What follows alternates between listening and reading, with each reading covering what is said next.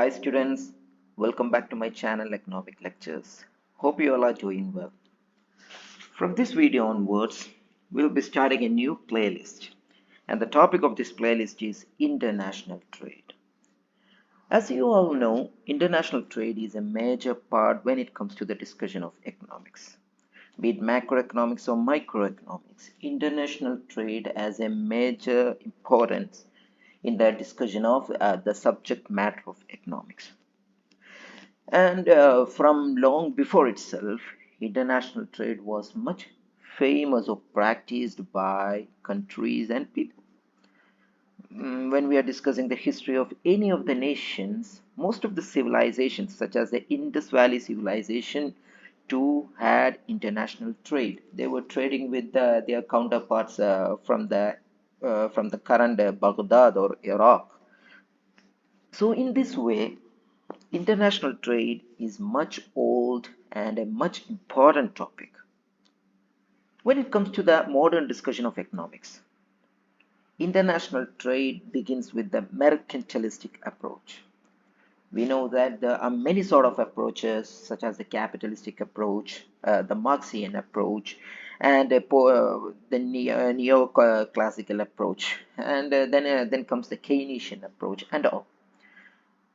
The international trade begins with the mercantilistic approach.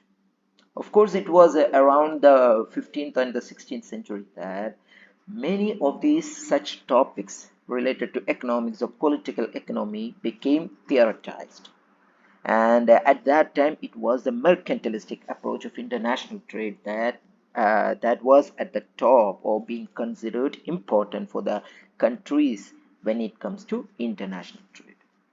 So, beginning with this topic, we'll be moving on to the capitalistic approach of international trade.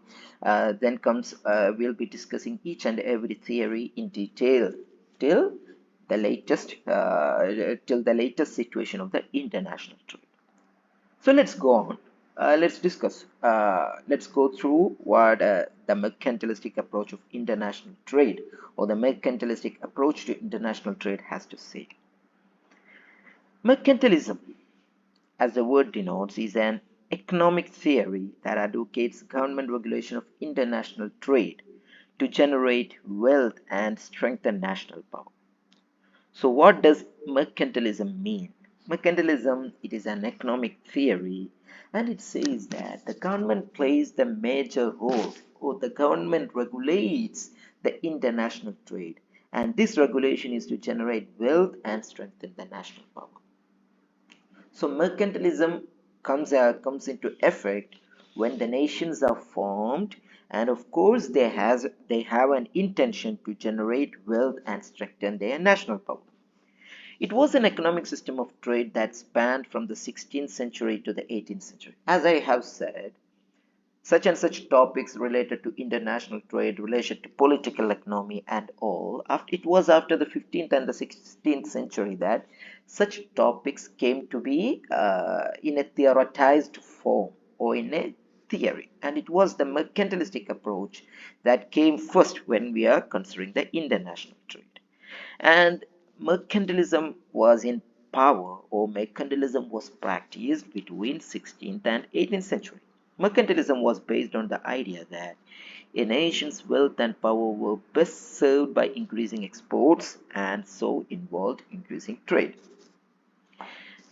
The point that differentiates mercantilism from other forms of international trade is that other concepts of international trade is that mercantilism focuses on exports only. They doesn't consider imports, or they consider imports as a negative impact on the growth of a nation. That's what they say is that mercantilism were best served by increasing export. Then only it results in the growth of a nation's wealth and power. And there was a much better relation between the merchants and the government.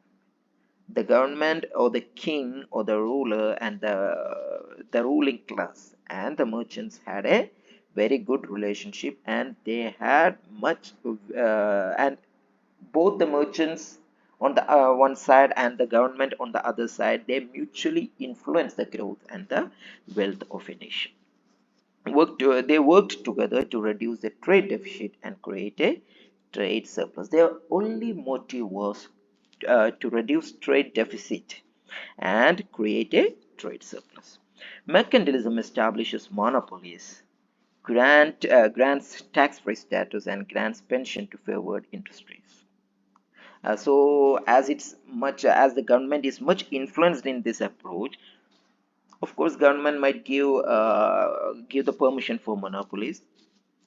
They might grant tax-free status for the institutions or for the individuals they intend, and of course, they grant pension to the favored institutions.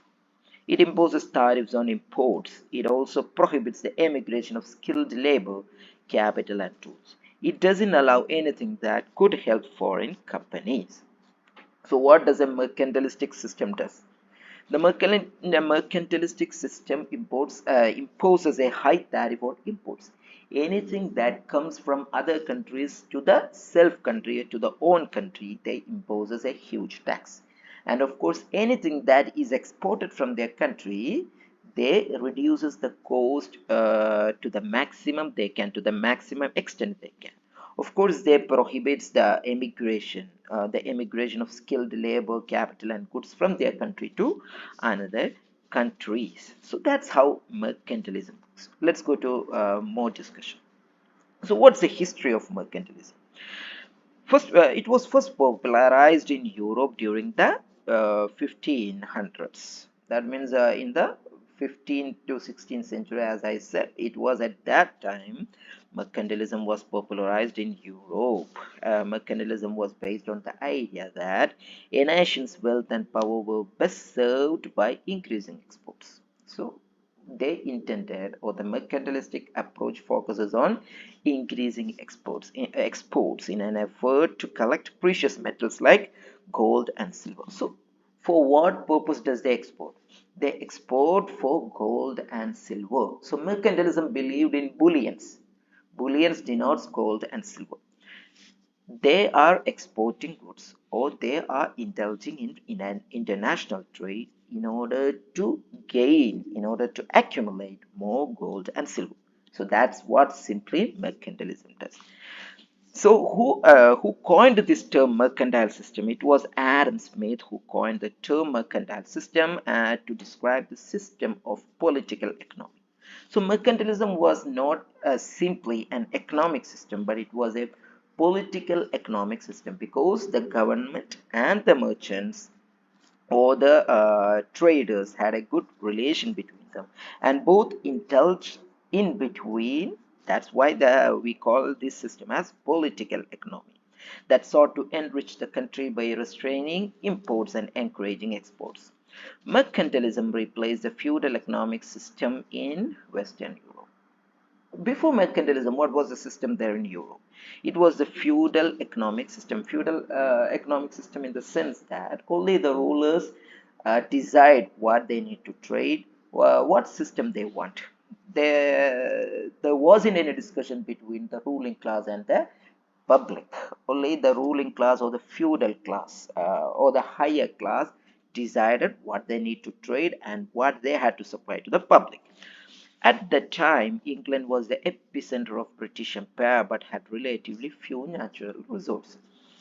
But when the time goes, especially the Europe identified that even though they had the power, they did not have the natural resources. They did not have natural resources for themselves to grow.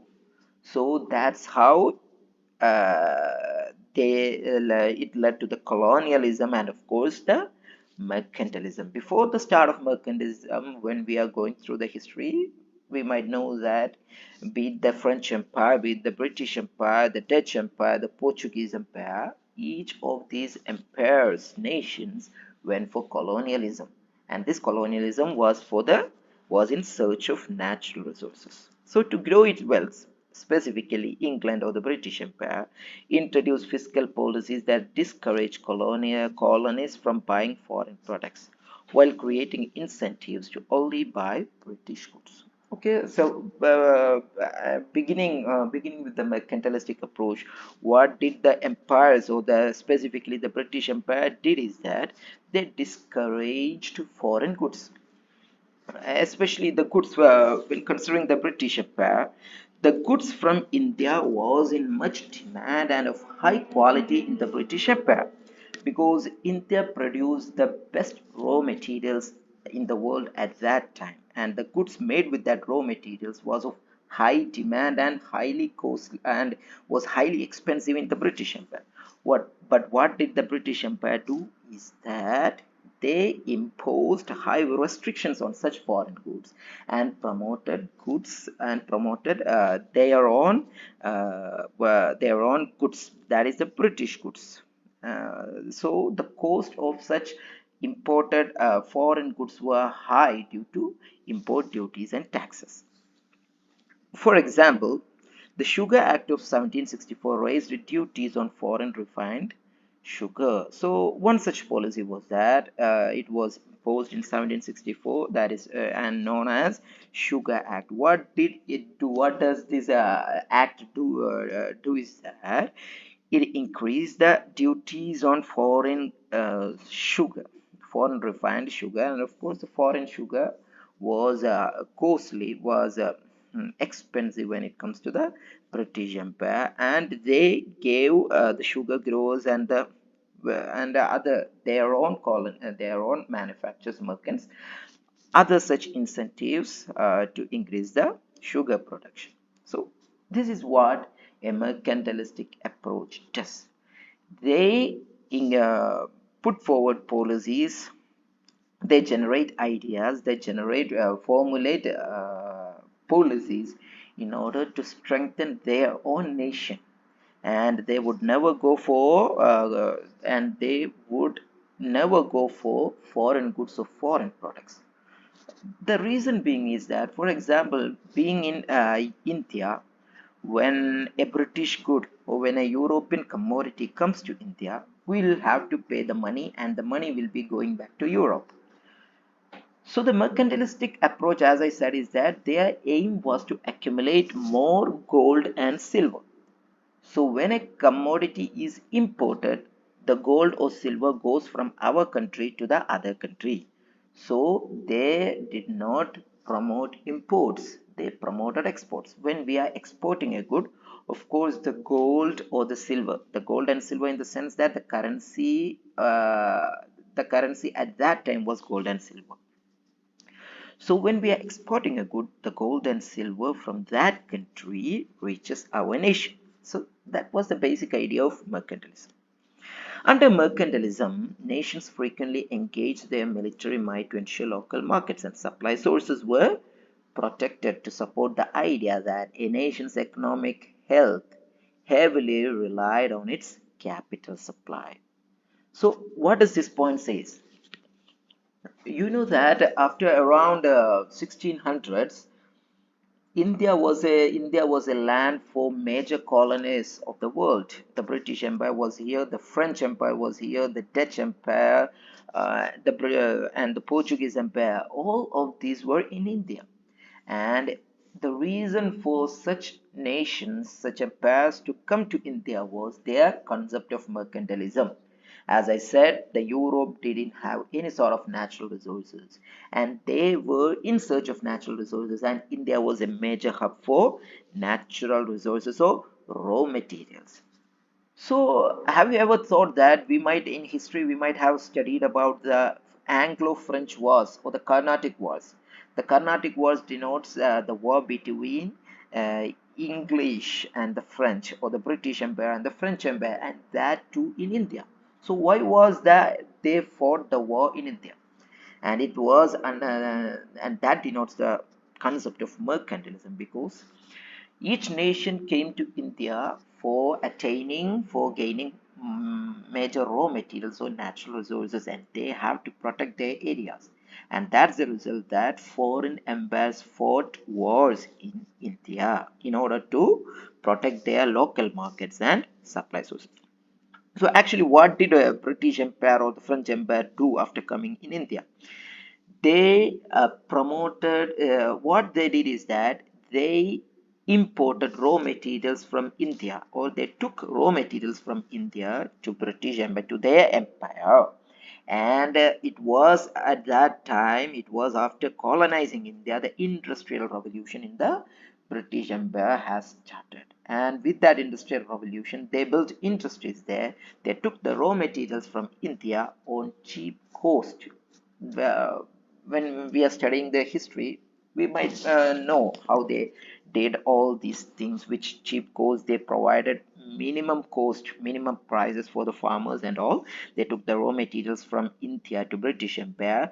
They produced the goods with that, and their goods was brought back to India, and it was sold. It was sold for low cost. And what happened is that the national goods, or the indigenous products, as most of the clothes, other items were handcrafted, it was costly, and the British made machine goods were much much cheap. So of course that was their policy. Even though Indian made, indigenously made clothes and other items was of much quality, it was of much demand in the British Empire, or the English men and women preferred Indian clothings. But the thing is that high import duties were imposed on such goods, and the government did not favor in the Englishmen and women using Indian products. It was of high cost and highly expensive. And it said that Indian clothings, or the clothes handicrafted in India, was of luxury item because of the import duties imposed on such goods in the British Empire. And the other point is that military conflict between nations was both more frequent and more extensive than at any other time in the history. Mercantilists also believe that a nation's economic health could be assessed by its levels of ownership of precious metals like gold and silver. So, what mercantilists believed is that they measured a nation's economic health by the level of their ownership, by the amount of gold, by the amount of silver in their hands. Okay, so that's what mercantilism does. So, who was the father of mercantilism, or who brought the idea of mercantilism? It is said that Jean Baptiste Colbert, he was the main ideological support, or the ideological father of mercantile system, or the mercantilism. Arguably, the most influential proponent of mercantilism was French Controller General of Finance Jean Baptiste Colbert, and he lived between 1619 to 1683. So he was the French Controller General of the French Empire.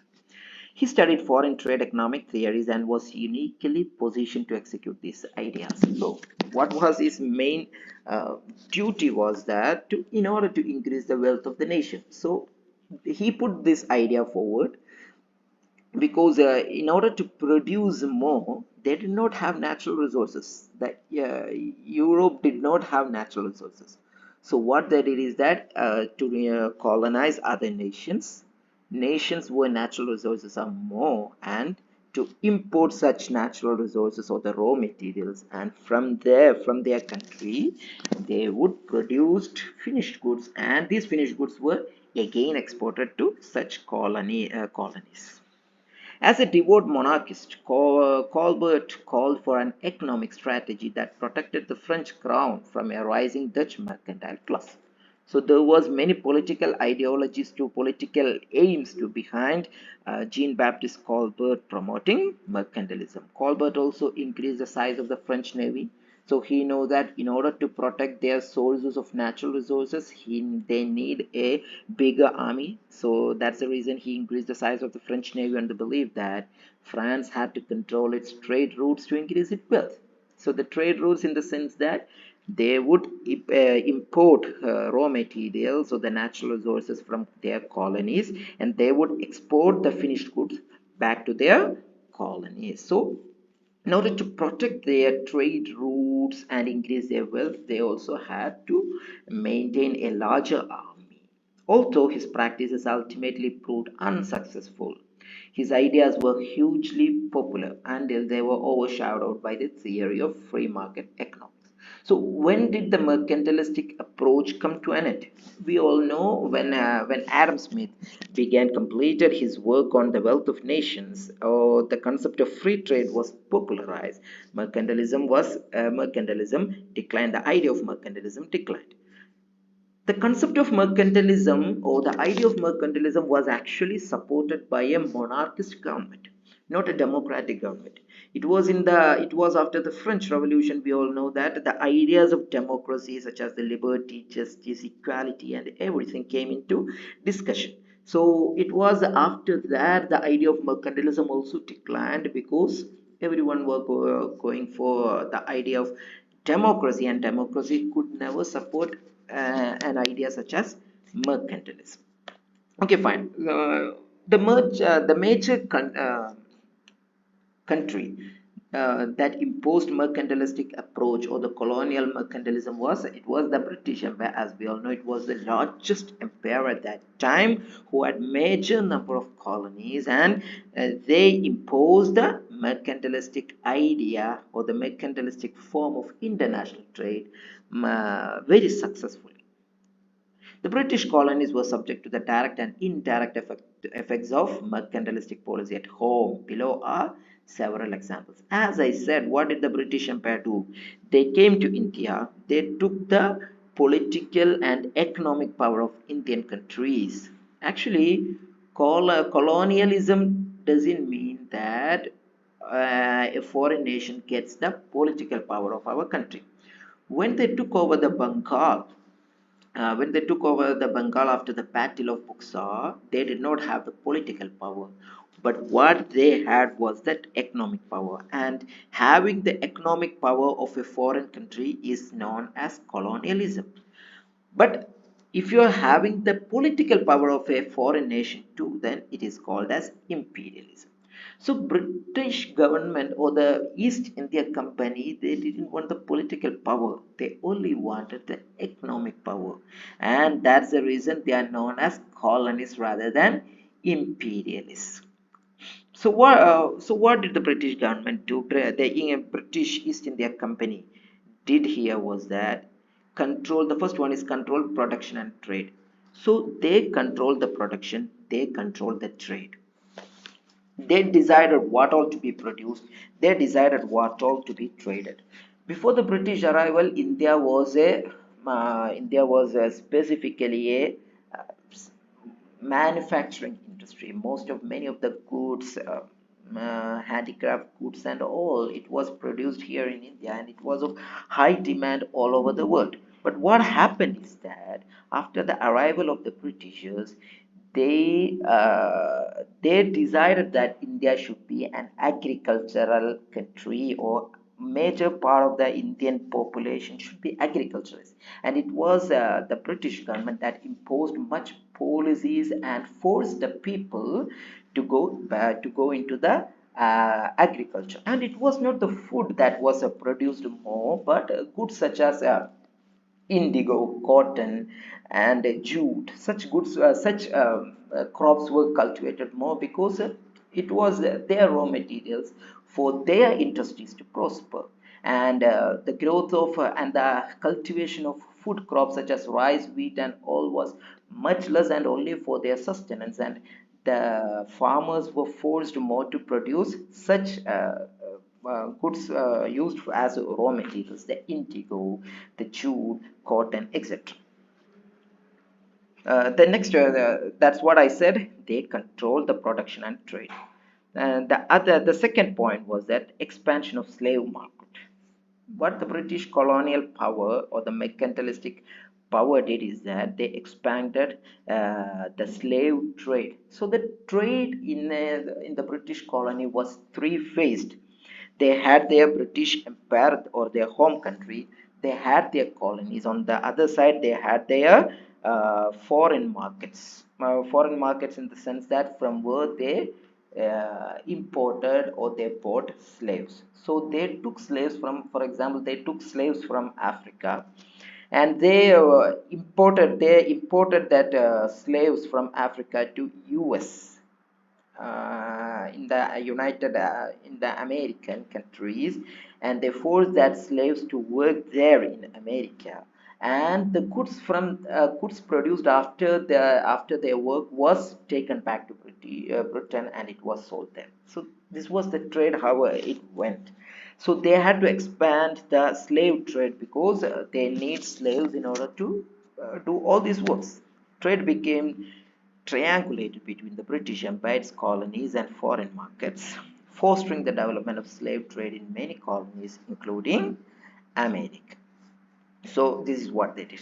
The third point, how did it affect on the country? It was inflation and taxation. The British government demanded that trades were conducted using gold and silver, bullion, ever seeking a positive balance of trade. So every time a mercantilistic country or a mercantilistic approach needed is that they had to balance the trade, balance the international trade in the sense that their imports and their exports were equal every time. The colonies and because of this, as you all know, the mercantilism was much promoting the export rather than import. So balancing was a big issue, and that of course resulted in inflation and taxation. As the taxation increases, the price of the goods increases, and that results in inflation. The colonies often had insufficient bullion left to circulate in their market, so they issued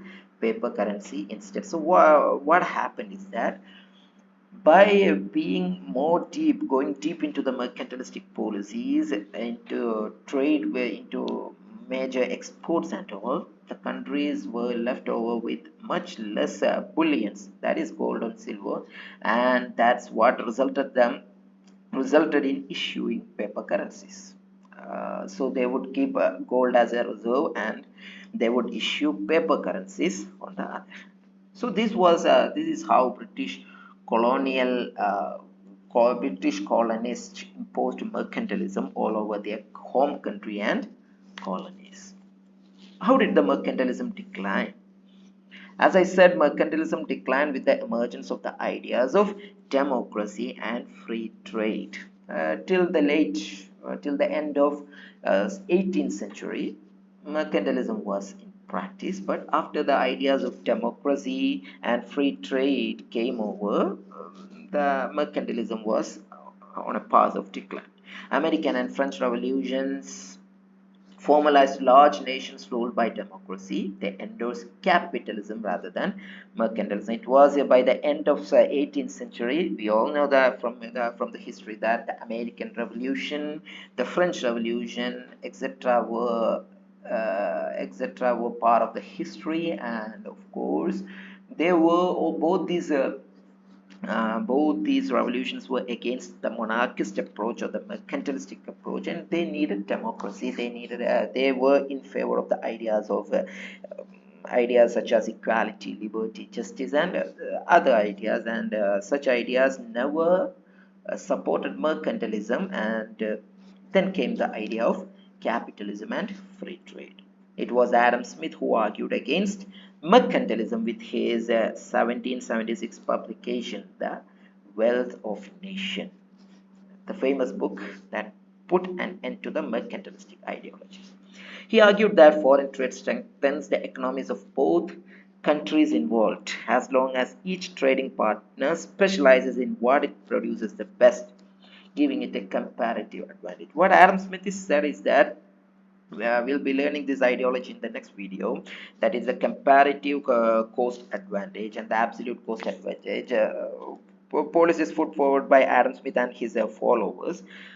So what he says is that each country should produce the best thing what they can produce best. Sometimes India can produce food items the best. Britain can produce other finished products. So the countries can trade, or they can indulge in international trade by trading, selling, or buying the best good that country can produce. That's what Adam Smith has said. He also explained that a government that put business ahead of its people would not last. This was a major point. The mercantilistic approach did not consider the situation of the people. They did not consider how the subjects, how the people suffered, or what was the impact of their ideology on the people. Rather, they are just completely focused on the growth of the wealth of their nation. Adam Smith explained that a government that put the business ahead of its people would not last. Adam Smith said that government should also consider the situation of the people.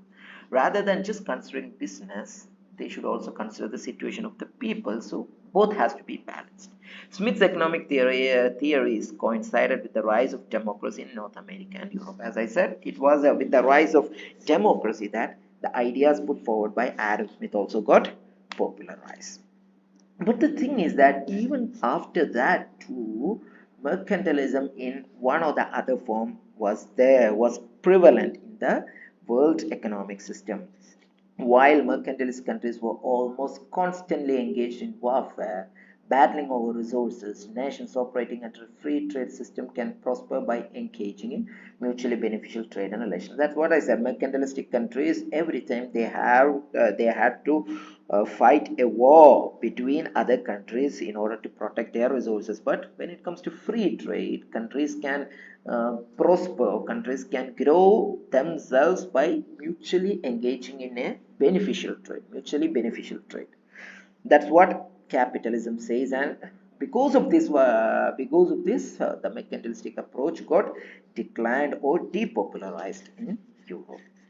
But the thing is that in 1930s and 1940s, such as when the ideas of fascism and totalitarianism came forward, mercantilism, they also, both these ideologies adopted the concept of mercantilism rather than capitalism and free trade.